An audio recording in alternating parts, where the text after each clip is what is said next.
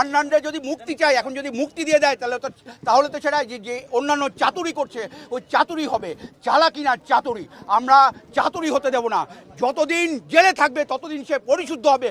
আপনারা বলেন জয় জয়। আমরা ছাত্রদের সাথে আছি।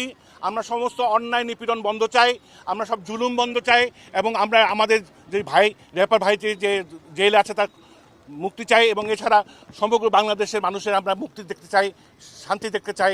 আমরা একসাথে আছি। আমাদের একটা কথা পরিষ্কারভাবে আপনাদের জানাই দেই, আমরা যেটা বলতে চাই সেটা হচ্ছে আর একটা গুলি যেন না চলে, একটা জীবনও যদি না যায়, এবং যাদেরকে ধরপাকড় করা হয়েছে তাদের যেন অবিলম্বে মুক্ত করা হয়, এবং যে জীবনগুলো গেছে সেগুলোর সুষ্ঠু তদন্ত হবে এবং তার বিচার হবে, এবং এটা নিরপেক্ষ কোনো নির্দলীয় কোনো কমিটি দ্বারা হবে, যাতে সুষ্ঠু বিচার হয়।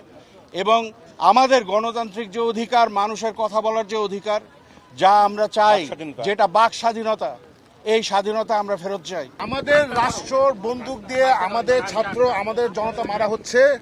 এটা মানে 52-69 হয়েছিল, 71 পাকিস্তানিরা মেরেছে। এখন আমাদের দেশের পুলিশ, আমাদের দেশের আল জাজিরার কাছে ফুটেজ চলে গেছে, যেখানে দেখা যাচ্ছে আর্মি গুলি করছে আমাদের ছাত্রদের উপরে, আমাদের মানুষদের উপরে।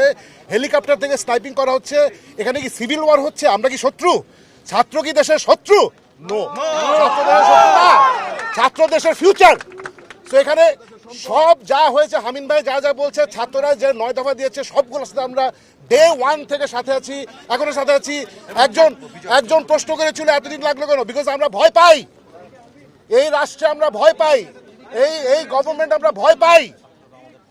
ছাত্ররা আমাদের ভয় ভেঙেছে।